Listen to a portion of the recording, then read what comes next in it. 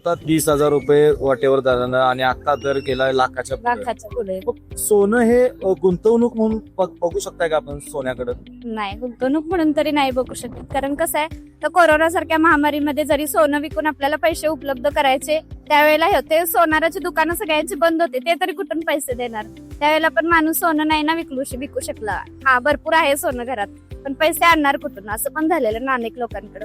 गुंतवणूक काय करत, तेवढी गुंतवणूक करायला आपल्याकडे पाहिजे ना. तुम्ही सांगा ना, जे माणूस आता पगार मिळतोय महिन्यात मला ज्याचा त्याला भागवायचा प्रश्न पडलाय आणि त्याच्यात कुठं गुंतवणार ते? ज्यांच्याकडे पैसा आहे ते नक्कीच इन्व्हेस्टमेंटसाठी सोन्यात खरेदी करू शकतात. हो, मला तरी वाटते की गुंतवलं पाहिजे, कारण की आता दर वाढायला लागलेत ना, त्यामुळे जरा पैसा त्यात गुंतवण्यासाठी आहे. सोनं एक गुंतवणूक म्हणून पण आम्ही बघतोय, त्यामुळं ते एक लिमिट झालं आम्हाला की आता घेऊन ते सोन्यामध्ये गुंतवणं तशी परिस्थितीच नाही राहिली. कारण एवढ्या रेटमध्ये घ्यायचं आणि परत ते गुंतवायचं अशी आत्ता तरी परिस्थिती नाही आहे.